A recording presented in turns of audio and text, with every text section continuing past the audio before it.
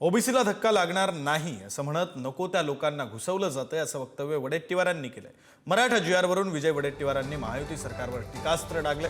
तर भुजबळांचा आशेचा किरण प्रकाशित कधी होईल, वडेट्टीवारांनी फडणवीसांवर निशाणा साधलाय।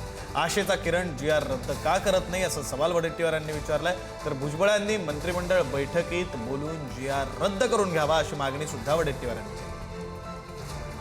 काढून सांगायचं मुख्यमंत्र्यांनी की ओबीसीच्या आरक्षणाला धक्का लागणार नाही आणि वरून इतके लोकांना घुसवायचं, नको त्या माणसाला पुरावे दिले जात आहेत। खालची यंत्रणा पूर्णतः एकदम दबावामध्ये येऊन या सर्व लोकांना प्रमाणपत्र देण्याचं काम सुरू झालेलं आहे।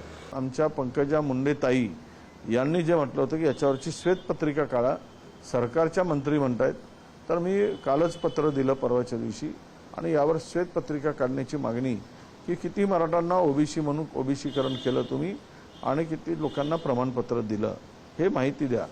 तो किरण कधी प्रकाशित होईल? मग निवड बोलून काय, बोलाची कळी न बोलायचा भात। तर त्या किरण जे आशेचा किरण आहे तो किरण मग आमचं ते काढलेला जीआर रद्द का करत नाही? तो काय त्यासाठी भुजबळ साहेब का प्रयत्न करत नाहीत? बाहेर का बोलतायत? मंत्रिमंडळात बोलून तो जीआर कसा मुळावर आहे ओबीसीच्या हे सांगून कॅबिनेटमध्ये त्यांनी तो जीआर रद्द करून घ्यायला पाहिजेत। मग आम्ही समजतो की आशेचा किरण हा मजबूत आहे, तो लोकांना प्रकाशित करत आहे, ओबीसीच्या हक्काचं संरक्षण आशेचा किरण करत आहे।